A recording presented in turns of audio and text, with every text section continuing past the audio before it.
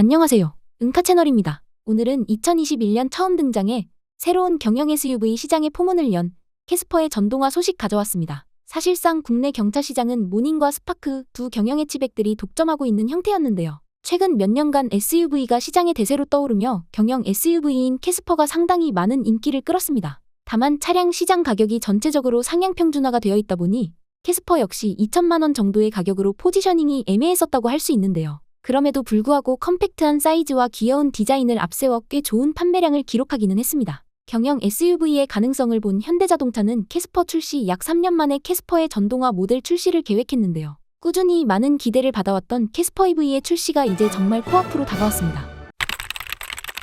소문에 따르면 올해 여름쯤 국내에 출시될 예정이라고 하는데요. 다만 캐스퍼라는 익숙한 이름이 아닌 새로운 네이밍으로 출시될 것 같습니다. 해외에서의 출시도 예정되어 있는데요. 해외에서는 프로젝트명이었던 인스터라는 이름으로 이미 상표 등록까지 마친 상황이라고 합니다. 현대자동차의 대표 전기차 시리즈인 아이오닉에 포함될 것 같지는 않고 국내에서는 인스터 혹은 아예 새로운 이름으로 만나볼 수 있을 것 같습니다. 자, 사실 이 캐스퍼가 전동화를 겪으면서 어떻게 달라졌는지 또 주행거리와 스펙은 어떻게 변했는지가 가장 궁금한 부분이겠죠. 기대하신 만큼 캐스퍼는 매우 놀라운 변화를 겪었는데요. 사실 캐스퍼를 선택하는 많은 이유 중 하나가 바로 경차라는 메리트 때문입니다. 경차라고 하면 분명인 단점도 있겠으나 연비와 통행료, 주차비 등에서 일반 차량들에 비해 크게 비용을 절감할 수 있습니다. 게다가 작은 크기로 초보 운전자들에게도 압도적인 인기를 얻고 있죠. 그러나 차량 크기가 작다는 점은 전기차로서는 아주 치명적인 단점이 됩니다. 얼마나 크고 좋은 성능의 배터리가 들어가냐에 따라 전기차의 주행거리와 스펙이 결정되는데요.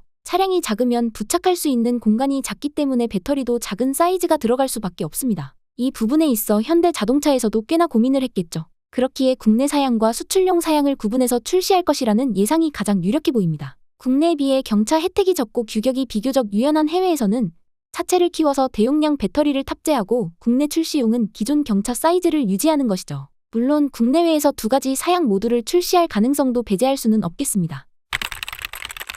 한편 차체를 키운 롱레인지 버전은 주행거리 400km 이상을 목표로 한다고 합니다. 다만 이 지표는 WLTP 기준으로 국내 기준을 거친다면 주행거리는 300km대로 줄어들게 될 것 같네요. 만약 기존 경차 사이즈를 그대로 유지한 경우 300km 중후반의 주행거리로 인증이 될 것 같습니다. 아무래도 장거리를 가기에는 많이 무리가 있어 보이는 스펙인데요. 배달 문화가 활발한 국내에서는 배달용으로 메리트가 있다는 평가도 많습니다. 가장 중요한 가격은 해외 기준 약 2만 유로, 하나 2천만 원대 초중반으로 예상되는데요. 레이 EV가 비슷한 주행거리에 2천만 원대 후반의 가격대로 출시가 되었었죠. 보조금이 어떻게 책정될지는 까봐야 알겠지만 그리 길지 않은 주행거리를 생각하면 큰 혜택은 기대하기 어렵지 않을까 싶습니다. 게다가 LFP 배터리가 들어갈지 NCM 배터리가 들어갈지도 확실하지 않은 상황이라 보조금은 섣불리 예측하기 힘들겠네요.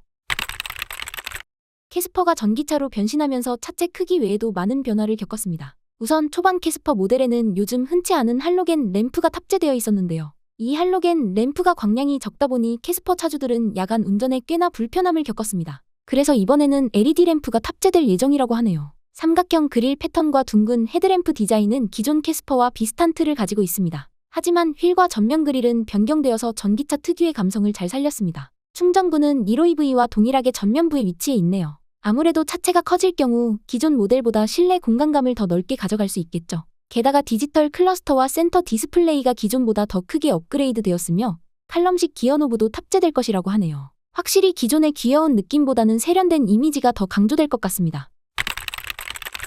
국내에서 경차의 인기는 여전히 대단합니다. 지금도 공도에서는 캐스퍼를 비롯한 많은 경차들이 보이고 중고차 시장에서도 활발하게 거래되고 있죠. 그러나 전기차 시장에서는 경차라고 해봐야 작년에 출시되었던 레이 EV 정도가 대표적인 모델이었습니다. 그런 상황에서 캐스퍼 EV가 가져갈 포지션은 여전히 애매합니다. 경차가 주는 메리트를 얻어가기에는 주행거리가 문제가 되고 그렇다고 차체를 경영해서 소형으로 키우기에는 경차의 혜택을 다 포기해야만 하죠. 여러 가지 이해관계가 얽혀있다 보니 현대자동차가 어떤 선택을 내릴지 더욱 주목할 수밖에 없겠네요. 캐스퍼의 전기차 버전이 공개되는 대로 저희 응카 채널에서 발빠르게 소식 전해드리겠습니다. 오늘 소식이 도움이 되셨다면 구독과 좋아요, 알람 설정까지 꼭 부탁드려요.